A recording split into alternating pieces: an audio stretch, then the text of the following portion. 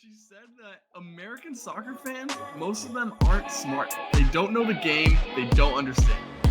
Gio. That guy Gazpacho. Bournemouth can take a lame gorilla, okay? Advice, did you know that Arsenal died? He's got me buzzing. Up the Toffees. It's hard to up them anyway. I'm gonna comment on that. Not gonna happen. Welcome back to Footy with the Boys. Mike with a terrible intro, speaking through it, but that is okay. Mike won't ride with the We're boys. informal today. I don't even know what you're saying there either. Mike with the Chicago Fire kit, you with the 2010 kit, and Nick without a Footy kit on. Wow, not dedicated to the pod, I suppose. It's a tough start for us today. But we're going to get into some loser go-home games in the Premier League as we get into the final weeks here. Big game for Arsenal and Manchester United coming up. Let's see if Fulham are preparing their best for a Man City to potentially help out that Arsenal team. Get into the US Men's National Team corner, locks of the week. And then we, of course, as we always end it with the one question with producer P. Well, boys, we start where we have to start, really. It is PSG, it is Dortmund, it is the Champions League semi-final, and it goes the way of the Germans. Mats Hummels comes away with a goal to not just keep the win for Dortmund on aggregate, but win both legs 1-0. They win at Signal Iduna. That was maybe expected just because of what a great home atmosphere that is. They win on the road at Parc des Princes here. PSG had a lot of chances, a lot of shots. I believe they hit the post like 6 or 7 times in this one. Dortmund get the win, though, and that's all that matters. And this means that Dortmund goes back to the Champions League final for the first time since 2013, where it was last played in Wembley, and that is where it'll be played this year. And in that 2013 final in Wembley, they played against Bayern Munich, their German counterpart. Who is in the other semi-final that will play tomorrow? It is Bayern Munich versus Real Madrid. Mike, this is just a great story for Dortmund to come up as the underdog, beating PSG, who have all the money pumped into them as humanly possible, with the superstar Kylian Mbappe. They come out with wins in both legs here. Is this a win for soccer that a team like Dortmund, from the German style where it's owned by the fans, not some random Saudi prince, gets the Champions League final here? Ja, it's a win for football. It's a win for soccer. A smaller team, not a small team by any means, but compared to a PSG, that level of investment, they're not even close. Star players, everything. So really, really big. Really cool to see. I mean, Dortmund, weird season, didn't do all that well domestically. We're in a group of death in the Champions League, got out of there, scraped by, and had a little bit of fortune with a few of their matchups in the knockouts, but played really well and dominated here. I mean, they weathered the storm in the second leg. Lot of shots, but gritty defending. Mats Hummels, what a resurgence he's had. People were talking about he's done when he came back from Bayern. His legs are gone, but dude looked like class. I mean, he's one of my favorite defenders of all time, and he's got his last breath here. Good goalkeeping as well. And yeah, PSG hit the post 4 times in the second leg, I think twice in the first. No luck on their side. But you know what? You got to put it in. And when you have that amount of chances, it doesn't really matter that you hit the post that many times. You got to be clinical, and they weren't. Ousmane Dembele, suck it. You stank. Nick, did you see anything else? I just loved it. First off, it's a little bit harsh on Dortmund to say they've had some luck in the knockout stages rounds. Like you said, they did get out of the group of death. They had to earn it there. I mean, Atletico Madrid, as far as talent, doesn't really line up with the other side of the bracket, but that is a bitch of a matchup, bro. That is handball. That is like European heritage. They've been there, done that. So that is a big victory for them. That one, to me, you can't say it's more impressive than the semifinal because of the semifinal, but it definitely showed who they were. So big for them. PSG, I'm kind of split, bro. I kind of feel bad for them because they finally got away from the whole superstar thing. They investing in youth and trying to build the club the right way. They're not going to pay just let Kylian just bend him over the coals continuously. I really like Luis Enrique. I know, as a Barca fan, you might feel a type of way about him or not, but I love him. yeah, I mean, so I felt bad. At a certain point, though, you're not unlucky. You're poor in front of goal, and so the post 6 times, you can say unlucky, but it's like you said, you got to put them away. You just have to. You're the one shooting the ball. It's not like a lot of those were deflections or anything. It was 6 true posts, and that just means 6 times that you failed to score. It sucks. It's gonna be weird. We're gonna see if their building strategy actually works without Mbappe there. He was good, but once again, no individual has been able to carry PSG to this final. So clearly it's not enough to just have him, and now they don't even have him. So will this project kind of continue in the upward trajectory? I really don't know. I like a lot of the players that they brought in. I like Gonzalo Ramos a lot. He kind of did dick all, so I don't know if really he's Missed the some big answer at the chances. 9. Yeah, I don't know if he's the 9. You got on the right there. places. Just didn't put the ball in the right place. Yeah, you know who else does that? Nicholas Jackson. So it's I don't know, man. I don't know how I feel about it. That being said, I was absolutely with the rest of the world cheering for Dortmund for this one. And big, you get that ball to hit the post 6 times, you win 2-0. You kind of get this 30% possession kind of, they were not the better team, but they won. Big Team of Destiny vibes. Big Team of Destiny vibes. I think we all have our fingers crossed that Royce can end his career there. He announced he's leaving with that Champions League medal. And I don't think there's a person alive that doesn't want it to be an all-German final. So, including Dortmund fans, including Bayern, I mean, anyone, maybe Madrid fans, but honestly, fuck those guys. So Maybe Madrid fans. What do you mean? Of course, Nah, Madrid fuck fans those. don't want it. Some of which those side of Madrid fans are Listen, kind of like Walmart fans. There's plenty to be positive about, and just going with Dortmund here, the storylines just write themselves with this. They find themselves as the underdogs, finding themselves all the way to the final now. In the knockouts, people were saying they were one of the easiest options. Everybody was praying for them. There's so many memes on Twitter about how lucky people were getting to get matched up with Dortmund, and Dortmund continually find their way through. They've played extremely well, where they've gotten the German league enough coefficient points to now put themselves in a 5th position in their league to secure Champions League for next year without even having to win the final. Marco Reus, a footballing legend, going out his last game will be the Champions League final. That's amazing. Mats Hummels and Reus both coming back together as the 2 remaining from the 2013 team. And then you have Jadon Sancho, who in the first leg certainly had a better performance. It had, I believe, 11 take-ons and dribbles that game. He's having just a resurgence of his career there after a poor time at Manchester United, sticking it into the Manchester United fans. Not sure if they need any more kicking to the ground here, but there's storylines like none other. And quite honestly, the way that Dortmund played today defensively, obviously they did allow 31 shots and some shots off the crossbar. But the way they played their 4-2-4, it's the same exact way that Real Madrid kind of counteracted a Manchester City team to not have that amazing of chances. If you stop that flow of passing into the center, don't allow these teams like a PSG and a Manchester City who want to have a lot of possession, get it to extremely talented players in the center to create, it does slow down that offense from what they're used to doing. And that's exactly what Dortmund did. We'll see what they can do against it's going to be a massive matchup. It's a Champions League final no matter what, Bayern or Real Madrid. But Mike, do you think they match up better against their German counterparts, or do you think they're maybe hoping for the switch in terms of getting to maybe not their obvious boogeyman of Bayern Munich and getting Real Madrid? Match up better. Not entirely sure on that. I'm sure they'd rather have Bayern. I mean, the story's cooler. It's someone they'd love to beat, especially in the final. A little bit of a revenge game.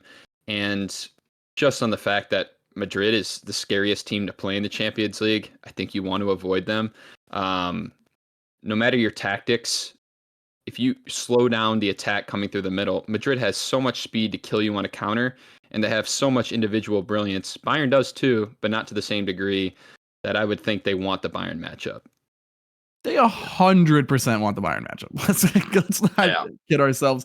I mean, it's a rival. You always feel like you can beat your rival in any game. We're playing, shit Man U this weekend, but it's still a Big Six matchup, and it's going to take a lot for us to win it. They 1,000,000% want Bayern. Nobody wants to play Real Madrid at this point. We got to be real. And Flags, I get where you're coming from, but let's not ride too hard on Dortmund. Like they won. They are in a Champions League final playing great. You're talking about how they played extremely well with their, breaking up PSG's attack. There was a lot of chances for people. They had like 35 shots. Like, it's not, it is but not half of those like, shots are coming from outside the 18. That's what you're trying to do. They did not lock down PSG. No. I am very happy they're in the final. I think they have Team of Destiny vibes, but they are massive underdogs against whoever they play, especially Real Madrid. Massive underdogs, but you have to give credit to Edin Terzic and what he did to make those chances. 31 shots, hard shots. Vitinha's shot that hit the post was from about 25 yards out. A lot of those shots were not the best looks. It wasn't like PSG usually is, cutting and crossing in, getting inside the box. They played a well-tactical game, although PSG, yes, were throwing everything but the kitchen sink at them. You give some credit to Edin Terzic. Last time that Borussia Dortmund won the Bundesliga, he was in the stands as a fan. This time, he'll be bringing them to a Champions League final. Let us know who you think Dortmund better match up against, Real Madrid or Bayern, their German rival. What do you think their fate is in that final versus one of those two, and will they be able to get the job done?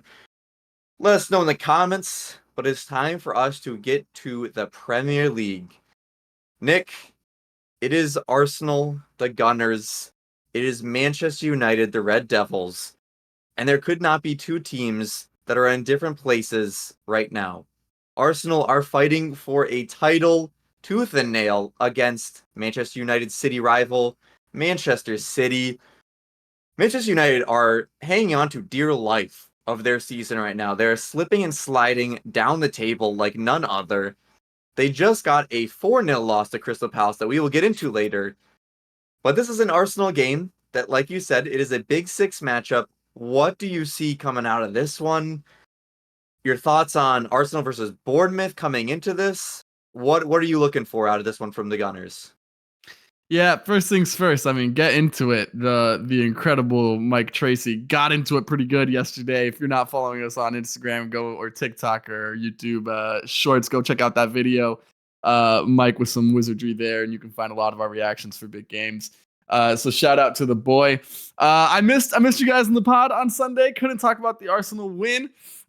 So happy to do so now. Another 3 points, 3-point collectors. Was very excited. Felt very, very good. The dream is dead. I'm done. I think I'm officially done with believing that there is a chance. Look at Man City's form. Jesus Christ. I mean, we have lost one game and drawn one game in the year 2024. And we are very likely not going to be Premier League champions. So that is an insane thing. It's a Big Six game. We as a pod relegated Burnley and Sheffield. How close are we to relegating Man U from the Big Six? When's that graphic coming in of Aston Villa like replacing them, just like Leicester apparently replaced Arsenal back in the day? They might not win the rest of the season. They may be good as relegated. It is Newcastle, Arsenal, and Brighton as their last 3 games. It's not looking up from here. It is not looking up. If only they had a team like Spurs that they could be on their matches. But oh well. Shout out to Spurs really quick, by the way. Remember when they said they were going to decide the title just to get fucking shit on by all the title contenders? They will decide it. They are just going to be giving it to Manchester City. So idiots. But anyways, yeah, big win for Bournemouth. There was some controversy there. Check out my reaction video I did But a solid 3 points. I'm expecting 3 more here, if I'm being honest. I'm expecting 2 more wins to wrap up the season. Sorry to the Toffees. But it's been a real hell of a year. At this point, though, we're playing to prove.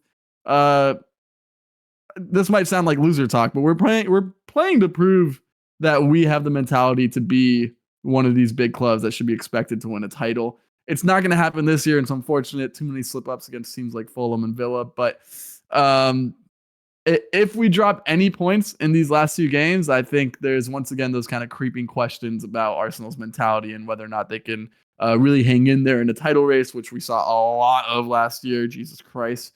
No questions to Liverpool, though, for this year, but we'll talk more about that later. Either way, I think, it's really just proving it to ourselves. I don't think Man City is going to drop any points, so the league might be decided. Crazier things have happened, but Fulham was like flying kites in training today. So I don't know what the hell we're supposed to. Team bonding, baby. Yeah. And Mike, from a Manchester United perspective, you come off of a embarrassing 4-0 loss to Crystal Palace. You gave out a disrespectful prediction at the end of our last pod where you said 4-1 Crystal Palace. Somehow that disrespectful quip at the end of the podcast was actually giving them more respect than they deserved there. The defense of Manchester United is horrendous. People were dribbling through the goddamn center. The first goal, legitimately, it is just dribbling down the center and then shooting it from probably the best place you want to shoot it on the field. It is an absolute dumpster fire at Manchester United right now. You're going into a game against an Arsenal side that are not going to give you any type of momentum, any type of easy slip-ups like, I mean, you had games where Sheffield and Burnley and made those look hard enough. This is not going to be a game where you can have anything easy. If you're Manchester United, what are you trying to get out of this one? Because I can't imagine you're really fighting for what you believe is an actual winnable 3 points. I guess you're trying to play for the fans, play for the badge, show that you have some gumption, some fight, that you believe in Manchester United. Like, this is a great club, right? But the players aren't playing like it. We've given enough shit to Ten Hag. He's deserved plenty of it. But the performance against Crystal Palace, those dudes did not look like they're fighting for their team. The fans should be all on the players. I mean, it's embarrassing. I know that the squad's depleted. The defense especially. You have Casemiro playing next to Johnny Evans in the center. That's really tough. Casemiro's legs are gone, and he's playing out of position at this stage of his career. It's bad. And Christian Eriksen in the midfield, terrible as well. But there are young guys in there. There are players who should be hungry and should recognize the opportunity that they have to play for this team. They're not doing so. So what I expect for them, if I'm a Manchester United fan, is to actually put out a fight, put out a gritty performance, even if you know you're not going to win, even if you know that Arsenal's a much better team. Go out there and fight. Have some respect for yourselves. Have some respect for the team. Have some respect for the people who came before you, because right now it's disrespectful. That's the word I would use. I think also the other thing that, I mean, they're fighting. They're playing for their careers. Some of these guys really are. Yeah. Some of these dudes. I mean, we are 4 months away from seeing Casemiro in a New York City FC jersey. Like, that man is washed beyond hell. And again, we've called Ten Hag out. I think it's a great call by Tracy. These players fucking suck, brother. Oh my goodness, they are atrocious. And I get they have a lot of injuries. I don't know if you can say that for all of them. There's a lot of them that are playing under their level. Show the lineup against Crystal Palace. I don't think it's that talented, but can we not see that Jadon Sancho is gone to Dortmund, looked shit at Manchester United, goes out and is amazing at Dortmund right now? Is it not that Erik ten Hag is also just putting them in terrible positions and not having them play any brand of good football? Yes, Casemiro letting a guy dribble directly through the center is god-awful. And he seems like, yes, he is beyond his prime by a good margin. And some of them are not fighting.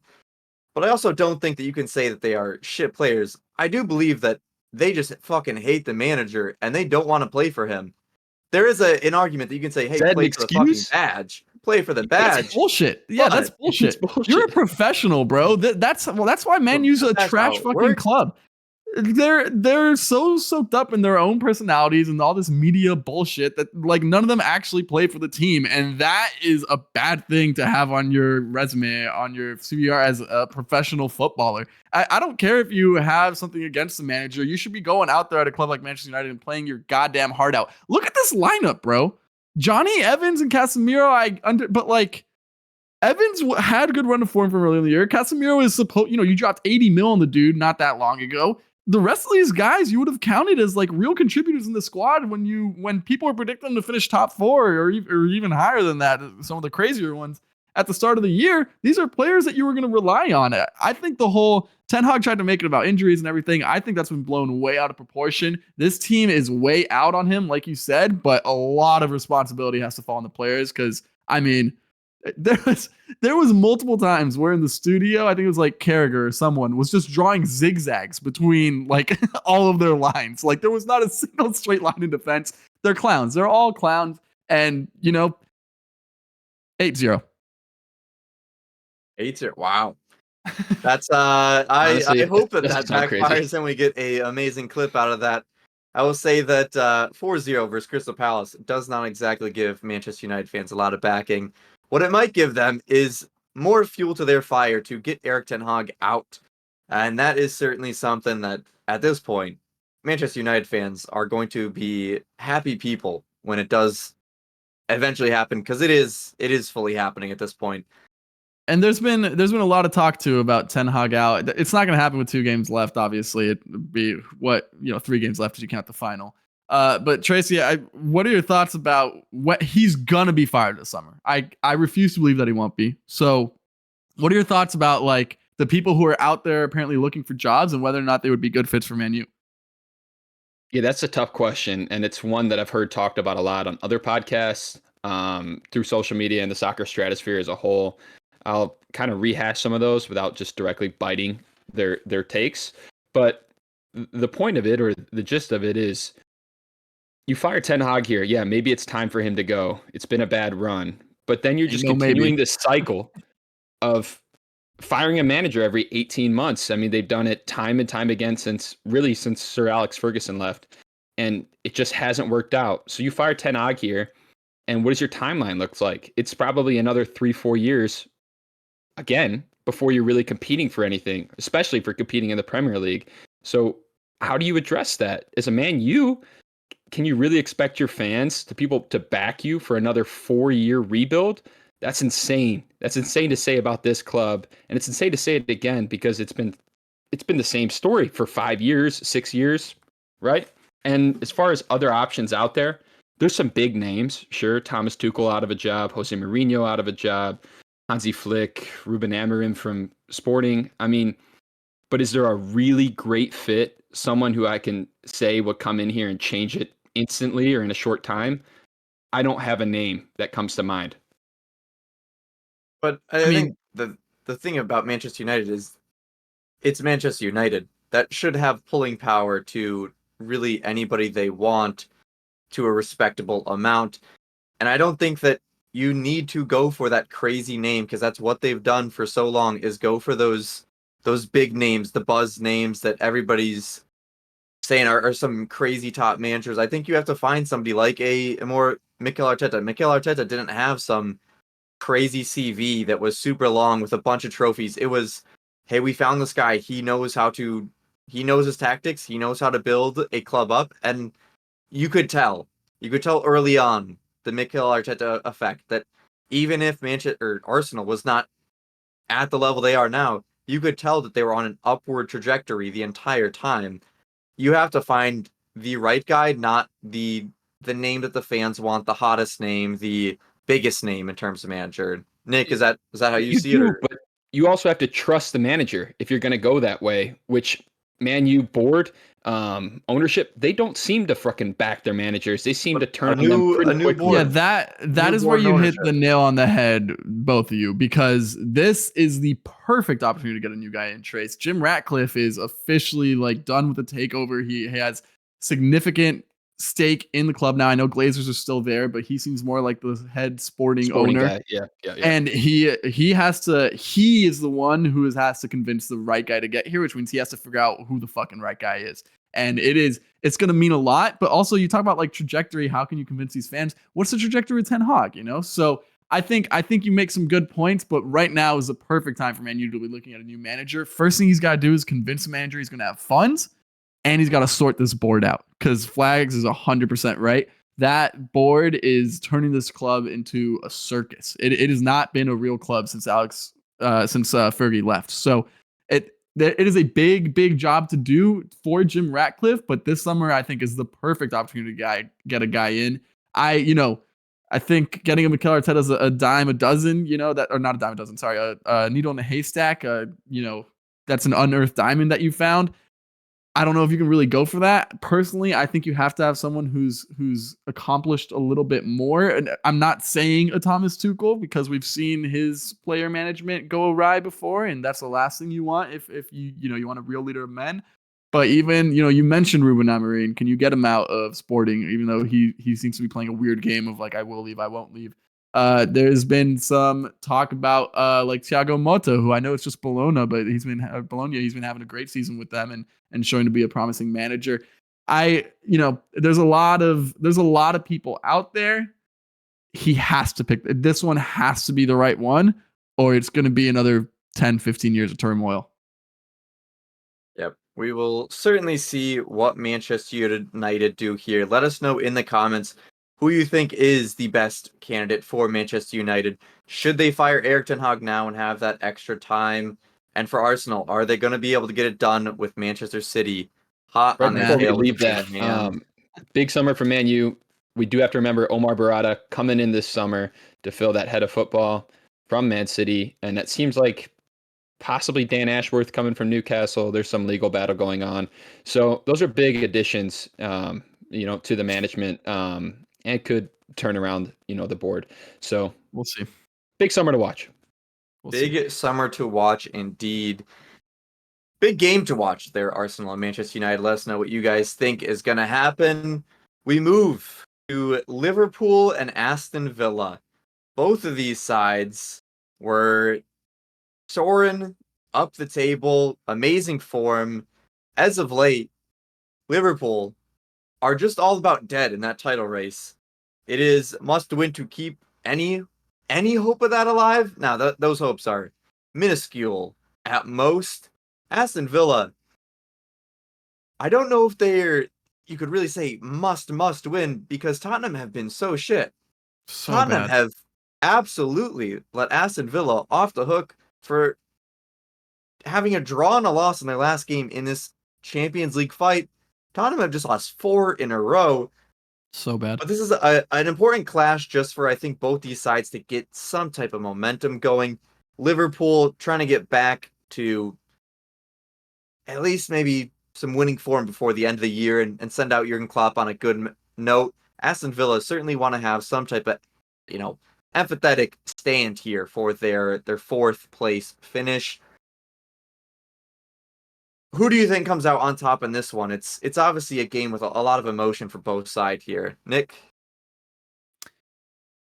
I mean, you got to say Liverpool, I personally am praying for a Liverpool win.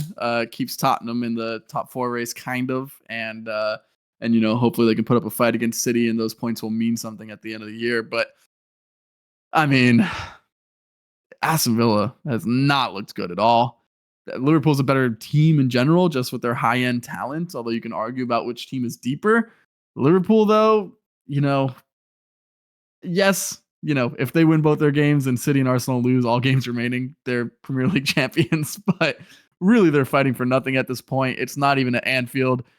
I expect them to win like 6-0 on Klopp's final game at Anfield. But as for this game, I don't know. I think it's kind of a toss-up. I could see a draw, but I think Liverpool has enough. The crazier thing that I saw when it comes to Liverpool, did you guys see those Darwizzi rumors that he might be leaving? Yeah, we talked about that. We talked about the last pod, and Mike, that's kind of a big thing here. Is that adds some turmoil to the locker room. Liverpool kind of out of the title race, so that juice is kind of taken out. Darwin Núñez creating some negative vibes around the locker room, and Aston Villa have already performed very well against the top 3 teams. Is it just all a recipe for Aston Villa to knock off Liverpool here when maybe they just don't have the same juice as they usually would? Neither of these teams are particularly juicy at the moment, both in pretty poor form. I shouldn't Villa, have brought that up. Pause. yeah. Pause. Liverpool really not fighting for much anymore. Their Champions League spot secured. Their title hopes are dead. They're out of every other competition, but they want to send away, Klopp on a high note. They seem to have a pretty decent performance against Tottenham last week. Did concede too late, but we're back in goal scoring form, which was nice to see. I think it'll be enough for them to get over Villa. Villa's been really poor defensively. I mean, they landed 4 against Olympiacos in the Conference League last week. Play them again in the midweek, so they won't be rested, and Liverpool will be. Sounds like a Liverpool victory to me. As far as Aston Villa, I think they'll get the top 4, but they're going to probably be disappointed by the end of the season, knowing that they could have done a little bit more. Yeah, I mean, I think at the end of the day, top 4, Tottenham's giving it to you. It's so good. They're going to go ahead and take that. They're going to go ahead and take that. Nick, there is another team from London that is fighting for some European contention, and that is Chelsea. It has been a long season for them, and they have had some very low lows, but they've started to finally put some form together, make their way up the table. They just passed Manchester United, which from the very start of the season, we'd been talking about those two teams and being compared on the same level. I believe we'd all kind of consensus. We believe that Chelsea was the better side, but Manchester United was just getting the better results. Finally trying to kind of turning that around here. They're going to play against Nottingham Forest. Nottingham Forest are relatively safe at the moment. They have the easier matchups. They have a 3-point advantage over Luton, and they have the goal differential here. But they're going to be scraping and clawing at this one. Scrawny. Trying to, I don't know what I was doing. I'm just joining words there together. But it's going to be a desperation fight for Nottingham Forest in this one to make sure they do have that safety, because they can certainly not feel any type of safe quite yet. Can Chelsea handle that type of pressure from a team, although it's Nottingham Forest, and they've not been great, they've not been good, they've not even been adequate. But with that much hunger and desire from Nottingham Forest, can Chelsea and this young team that's starting to have some momentum handle that type of a situation? You would hope so. If these past 2 games impress, I mean, you want to say it's impressive wins, right? It was Tottenham and West Ham. They smoked West Ham. They beat Tottenham pretty soundly. You want to say like, wow, that is a pretty good string of results. But then you look at what Tottenham and West Ham have been doing lately. Like, oh God, it's gross. So and let's not forget, not that long ago, it was 5-0 Arsenal against Chelsea. So it's really hard to tell if they are clicking. I think this has happened a couple times this season where we've told ourselves like they're finally turning the corner. Whenever that turn of the corner does happen, and whether that be, at the end of this season, at the start of next season, whenever it happens, even a year after that, I don't know. Whenever it happens, this team's going to be scary because I do think they have some real attacking talent. I think Poch has some good, patterns of play. There's criticisms about Poch's tactics as well, but he does definitely get his players in a spot to create a lot. So they're going to be a scary team whenever they're coming. In my head, in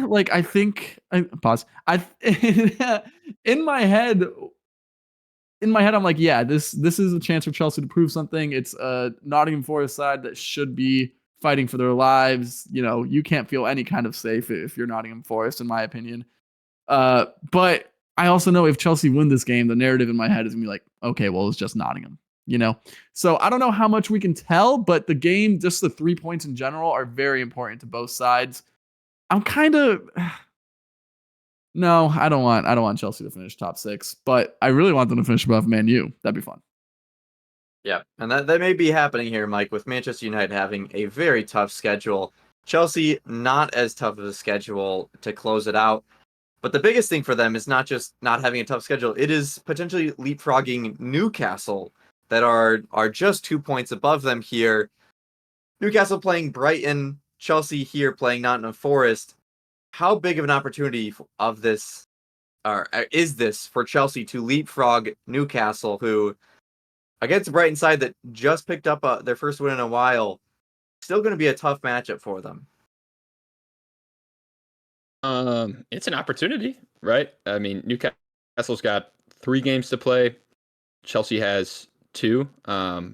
Both play Brighton. I think Newcastle's gonna take care of Brighton, so Chelsea really has to win as well to keep the pressure on them. Do I think they'll leap them? No. Do I think they'll finish above Man U? Certainly. Like, that's a done deal in my eyes. Let's go. Let's go. Talking about Chelsea a little bit, going back to this Nottingham game. Nottingham, comfortable win against Sheffield. It wasn't domination. Comfortable, though. Chelsea, really good form. They are clicking, I think. Still rough around the edges, but some good play. And yeah, I think they'll take care of business. A couple of goals for sure. Shout out Thiago Silva, confirmed his return to Fluminense. Adios, legend. His boyhood club, he'll be joining up with Marcelo there. 2 Brazilian legends playing there. That would be a fun one This to was keep 2015. track of. That'd be the best back line in the world. I tell you. Would Still might be awfully great. I mean, this would be a good shout, I would say. Thiago Silva and Marcelo, that is a Be saucy entertaining. back line there. I think Thiago Silva may have a lot of running needed in his legs to make up for Marcelo just attacking nonstop, I'm sure. But you cannot play them in the same side. Like, they're gonna have to be right center back, left back. get a younger center back playing next to Marcelo that can make sure to track back for him there. Just a horse. Just a horse in there. Let's get a sprinter. Usain Bolt. He tried out for Manchester United. Why not bring him over to the Brazilian league? He should try out again. He has a real shot this time. He needs center back, dude. He's got some size. Bro, honestly, just Definitely the way that back line defends, allowing people in behind, just put Usain Bolt there and recovery center back right there. Would I'd it love be to see a Eric Ten Mickey Hag's Van de worst Ven idea? Usain Bolt track down. I mean, you'd give it to Usain Bolt, but Mickey would give him a race. Come on, brother. I don't relax. Relax. Mickey would give him a race. We're getting That's a the little fastest too man far in the down world you're the talking rabbit about. hole on that one. Let's round up the rest of the Premier League here, boys. We have, like we've talked about, Fulham versus Manchester City.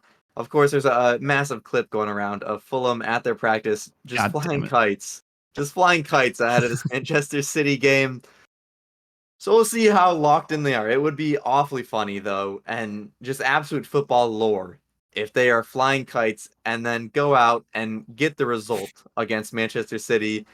The memes would be like none other. We have Everton. They will be facing off against Sheffield. Safety is guaranteed for Everton already. Just got another point versus Luton. We go up against Sheffield now. Just a chance to kick them down to the EFL where they'll be punished again. So Everton hopefully comes out on top with a Sean Dyche tracksuit. Iconic victory. Wolves will be playing versus Palace. This is a sneaky, entertaining matchup.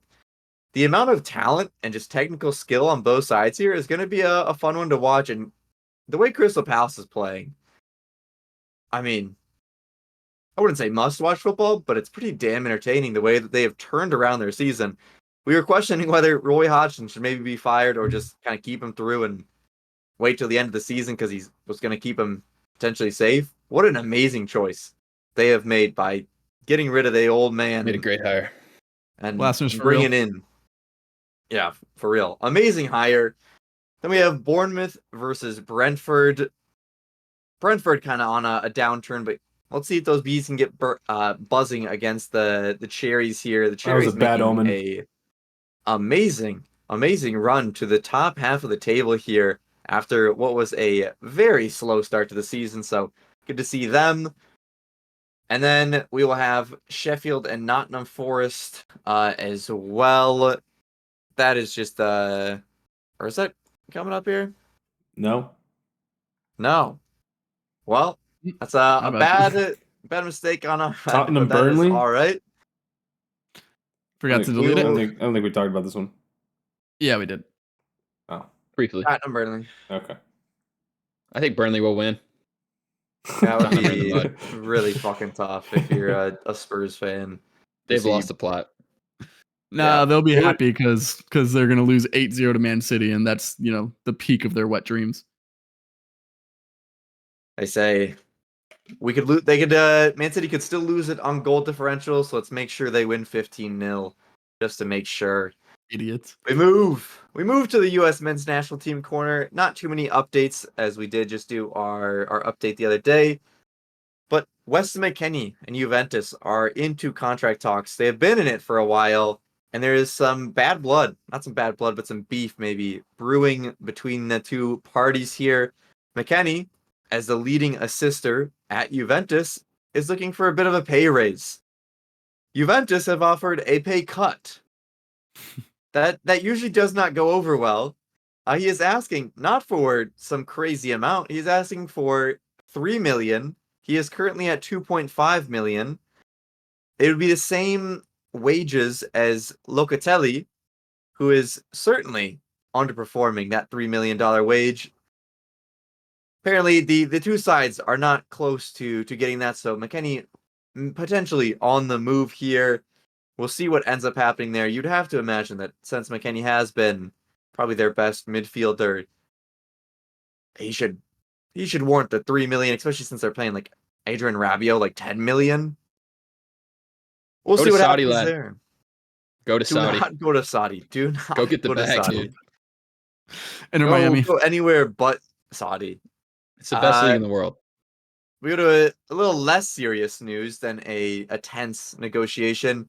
We go to Malik Tillman, who, as we said on the last pod, won the Eredivisie with PSV, and this man got absolutely blasted.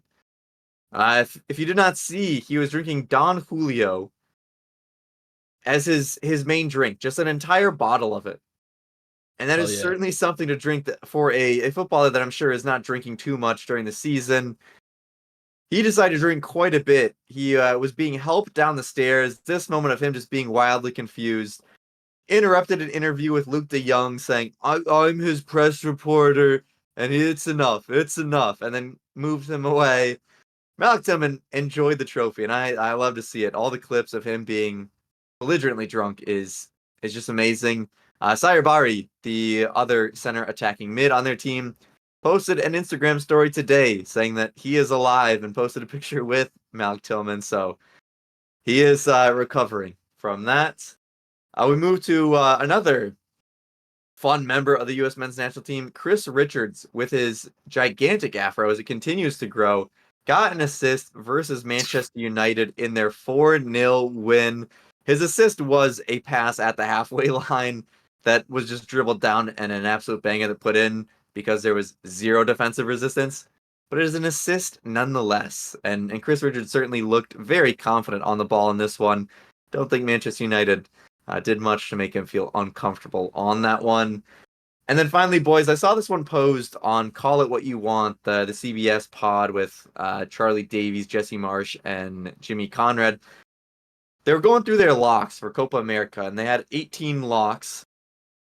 But then they were speaking about the striker position, and they only had Josh Sargent and Flo Balogun as the locks. They said that Ricardo Pepi maybe deserves better. He deserves to probably be on the Copa America roster. But realistically, Ernie Stewart and PSV are not going to allow him to be on both Copa America and the Olympics. And it might be a bit of a waste of his time if he's not going to get playing time at Copa America, because he really does need that play time.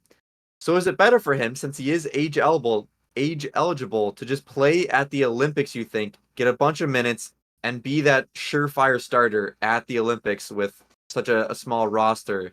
Mike, do you think Pepi is maybe made for the Olympics a little bit more than Copa? Yeah. With the competitiveness of the position right now and the likelihood that he probably won't play in the Copa America if he goes, I think the Olympics would be a good shout for him. He would definitely play surefire starter. And I think he'd perform pretty well. I'd like to see that happen. Right now, I think Copa America squad's still at 23. Talks to go to 26. I know the Euros confirmed 26-man rosters. If it does happen, he could pick up another spot and just be, an insurance or a guy in camp. I wouldn't hate to see that. Yeah, and Nick, Ricardo Pepi in the Olympics, it's only an 18-man squad there, 2 of those being keepers, so only 16 field players. Certainly would get some playing time here. Do you see Olympics as maybe a really good springboard for him to prove himself, get more minutes at PSV, get more minutes for the senior team in a World Cup tune-up match, obviously eventually the actual World Cup? I don't think so. I get where you guys are coming from. But if you're Ricardo Pepi, I think if he performs, I get he's good. I get he's solid. I don't think he's gonna like light up the World Cup. Like I don't think he's gonna have like 2 braces and 2 assists. I don't know. I don't think he's gonna light up the World Cup. I don't think he's that level of player. I don't think that even a good performance, maybe you like get 3 goals in 5 games or whatever, or 4 goals in 5 games even. I don't think that does enough to PSV to convince you to play over their captain and Luc de Jong. And the level of competition is lower in the Olympics. And if me personally, if I'm Ricardo Pepi, I'm looking at Flo Balogun's season and I'm like, well, what the hell did that guy do? So if we are relying on 2 strikers, I'm looking at Josh Sargent like, okay, I understand you've had a good season, but he's been away from the setup for a little bit now. If I'm Pepi, I'm still backing myself to try and start that first game. Unless like Greg Berhalter specifically tells you that you can't. I don't think he will, but I don't know how Pepi can look at those other guys and be like, okay, I'll play third and I'll go to the Olympics and play against a lot of weaker nations. So I think it'd be a bad look. I don't think it would actually be productive in any way. And I think the risk might outweigh the reward here. What if he goes and just lays a stinker? I mean, what does that do to his PSV career? What does that do to the pecking order in the United States national team striker position? So if I'm him, I'm fighting as hard as he can to get to that Copa America roster because I'm looking around at the 9s and, if you're Pepi, I don't know why you think they're better than you are. Yep, I think playtime is really the biggest kind of factor here. We'll see what happens. If he can get playtime in Copa America, that is certainly something. If he will not, with that huge competition and many names putting their hand in the pecking order there, we'll see what happens there. Let us know if you think Pepi is more destined for Copa or the Olympics. One other point on that, from Mike, you Pepi's have perspective, an absolute trend for every time I'm transitioning to go, actually, one more thing. Hey, you arrive early. Not the first person to say that. Pepi's perspective. Well, let's keep it friendly. Friendly fades only. Come on. Sorry, dude. It's been too much Drake and Kendrick recently. I apologize. Relax. I think Nick's right from Pepi's perspective. And just the last point, if he was to be left off that World Cup 22 squad and the Copa America squad, that'd be pretty brutal for him to take. I know he was pretty disappointed about not going to the World Cup. So that would suck. From my perspective, I still think it'd be good for him to go to the Olympics. But as the player, yeah, I'm certain he wants to go to Copa. Realistically, he could go to both. He's probably not going to play insane minutes at Copa America unless something does change. And is PSV really going to make...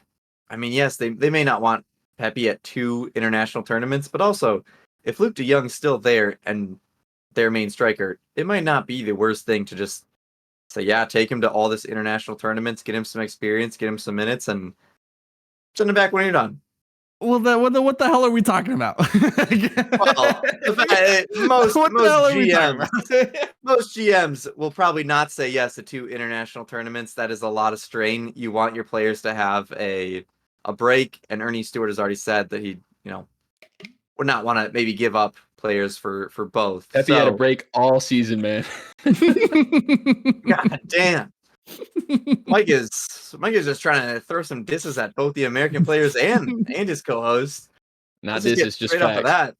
Let's get to some facts with our locks of the week. Palmer, if you can bring that up. This is where maybe we don't have to diss Mike. We can just look at the number here. Okay. Be kind. We can see what happened here. You did get Man City Wolves correct. Not the exact score, as once Come on. again, Man City went above and beyond. My forced Burnley pick did not go over well. I will say I was awfully close with the actual God, what a prediction of shit Newcastle pick. winning. I can't believe you made that pick. That's crazy. And then Arsenal beating Bournemouth 3-1. Nick did not back his boys enough in this one. Backed Bournemouth more than what he should have. So it's just 1 point for him there. We get our updated scores of Nick chasing me down at 19 points, now just 2 points behind. Mike moves up to 16 points. Come on, lads. He's going to need to get some scores correct here. We only got a couple weeks left. But boys, I've gone with the trump card for this lock of the week this time. I've gone with Arsenal 3, Manchester United 0. I'm sure that is terrible news if you are Nick, It's gonna be more than that. knowing that I'm betting on Arsenal. But man, you are so shit, and Arsenal are good. So Raise that number feel up, pretty Lex. confident. I feel pretty confident. Yeah, Add a I few more figured. goals. Yeah, maybe like 6, but I'm going to stick at 3 for now. Mike, what are you going with for your lock of the week? I'm taking the Blues. I'm going Chelsea 3, Nottingham Forest 2, which would be a banger. Damn, 2 goals from Nottingham Forest. Maybe Yeah, count Taiwo's some back. points. Maybe you could find some for him late in the season. Taiwo. Yeah, I thought I'd put my pick in. I went Arsenal 6, Man U 0, but I'll change mine. And we'll do either side of the pillow is good with me. I'll go Man City 5, Fulham 0. Jesus Christ. They're tearing teams You apart. are reading into that the flying kites preparation. Yeah, A little I saw much. Williams' 50-year-old stupid afro flying a kite, and I was like, this is so chalked. God damn it. This is so over. Yeah, not the greatest look there. We will see what happens with those. But of course, to close us out, we have our one question with producer P. Take it away. All right, boys. All right, boys. I've got a good one. I've got a good little USMNT question for you today. Oh. It's a fun one. It's one that every, I'm not going to say that because I'll sound stupid, but I think a lot of people might question this from time to time. Boys, if you could turn back time and pick any one American athlete to have grown up playing and loving soccer instead of their respective sport, who would it be, and how much effect do you think it would have on the USMNT potential? Wow. Don't pick Steve LeBron Nash James. Canadian? Yeah, he was Canadian. Nah, I was gonna say Steve Nash. I was Kyrie, thinking that maybe? too. He would be sexy. Kyrie would be something. He'd be something else. I think Kyrie would be a decent shout. I want to think of like a You know what I'm football gonna say? player. Give me striker Kobe Bryant. Italian background growing up there. Was Would a be big nice. Got some fan. footy skills as well. That's And true. goddamn, that work ethic. That's a Ronaldo work ethic. I'm just saying. How tall is Kobe Bryant? Can we get a 6'7", 6'8", measurement here? An Six, exact 6'6". Final guess. 6'7". 6'6". Imagine Nailed it. 6'6" Kobe Bryant up top with the work ethic that he has to just play soccer and that Italian background where he gets a little bit maybe technical fundamentals from them. Damn. That big We're bald talking- head How would about that score guy, so many goals, bro. Shout. How about that guy with who's doing that Instagram thing of like, I've never played soccer and I'm gonna go to the 2026 World Cup. Have you guys seen that? A 30-year-old guy? Yeah. Yeah, like the Soccer dad series or that whatever? he's doing. Yeah, soccer man. dad. Yeah, Dude, idiot. you know he got a trial in Brazil? He was with the Brazilian This professional guy? team. It's not him. That's just a random. He actually did. Yeah. I mean, That's impressive. I saw the videos. No shame. It's a cool thing. But man, is he shit. He is not. He is atrocious. He is atrocious. I don't think it could be a basketball player. I think it'd be too tall. Not enough coordination there. Bro, Yeah, you Hard gotta to trigger pick Kobe you gotta Bryant, pick a 6'6"? football player. Yeah, I think a football player is where it's at. How about like Football players are faster, I think. honestly, pre-CTE, Antonio Brown might be able to do something. Odell Beckham was supposed to be a pretty decent soccer player, so Yeah, Odell's not bad. I'll take the Sandman. Give me Barry Sanders. That kind of shiftiness on a football field. good I God. feel like it would probably translate to the soccer pitch. Dude was untouchable. Absolute athlete. Look at the quads. I mean, people talk about Jack Grealish's calves. Look at Barry Sanders' quads. How about Tyreek? Just send him on go Tyreek routes. It's always a good answer. Give me Can't teach speed, baby. give me Not Ray Lewis at center back. Oh my God. Ray Yeah. Lewis at Oh, center you back know- would ruin lives. Yo, So wait, many red What cards. the- shut up this What if guy. it was by the like way. Not that like Chet at goalie, maybe? You know, Who? Chet at goalie, like some 7 foot can still move really Chet? well. KD at goalie, maybe. Chet. Chet Holmgren? Yeah. So some like real long limbs, maybe. Yeah. Yeah. I mean, that's Yeah. always a good answer. Some big size and goal. But we've had great American keepers. I think we got to look elsewhere. Yeah. The actual answer, Palmer, is that none of them would actually like None of them USA would do Soccer well. would be in the exact same place that it is. It would not change anything. So, I don't think it would do that much. I would love to see Larry Bird on a soccer pitch. I think it would be I terrible. would not. I don't think like that to see would the go bird well out there. at all. The problem with soccer is it's not purely based off like athleticism. Like in football, if you have a guy that runs a 4-2, get him the fucking ball and he's gonna do rather well if you get him in space. Tell it to In John soccer, if Ross. you have a guy that runs a 4-2, That's yeah, he still Ronaldo. got drafted in like the second round. So John Ross got Pretty drafted damn 9 good. overall, but he sucked dick. got drafted 9. Jesus Christ, I He was thought horrible. maybe. He was Good God. horrible. Anyways, yeah, I think in soccer you could have Usain Bolt like you did try out. You need to have so many different aspects of dribbling, stamina, long distance, position also. Well, that's why I Kyrie. said they grew up playing that. It's not like they Kyrie, just final decided to answer. switch someday. Hand-eye coordination, too good. I'll double down on Kyrie. Those handles. Kyrie's a good answer. Shout out this Good guy, by vision. the way, for just buying himself onto a team. It's kind of crazy. I'm riding with Barry Sanders. Barry Sanders, respectable pick as well. Yep. Boys, big Champions League semifinal coming up with not Manchester, Jesus Christ. Although Rodri has never lost, it is not Manchester City. It is Real Madrid and Bayern Munich. We will have recap of that shortly. We will have recap of Arsenal, Manchester City, and their title race going down to the final stretch. We will have everything Premier League here and U.S. men's national team. So hit the subscribe button, hit the noties so you know when we post. We're going to be posting. Good God, it's the end of the episode if you guys can't tell.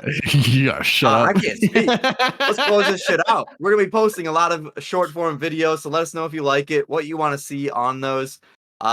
Nick, I give it to Mike. He's sneezing, so give us the Bless me. rundown here and then to close us out.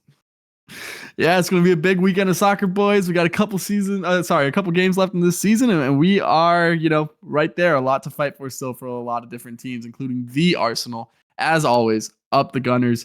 Shout out to Macklin Celebrini. Welcome home. Sharks drafting first overall, baby. Let's go Red Wings. We're starting the rebuild from a little bit higher than the Sharks, I think. Don't really know. Looks like 15th. Let's fucking get it. That's right. Good app, Let's boys. Good games this weekend. Big Champions League match tomorrow. Should be a fun one. We'll see what happens. A little piece of USMNT content. Forgot to add. K-Roll Figueroa. This fucking guy. Probably butchered that last name. Shut up. First Figueroa, professional he's the- contract with Liverpool. Came through Yeah. the youth ranks. 17-year-old. One to watch. Always good to have some talent go into big teams. Thanks for joining us. Like, subscribe. Give Jared some love in the comments. Give Nick some hate. See you later. Yes.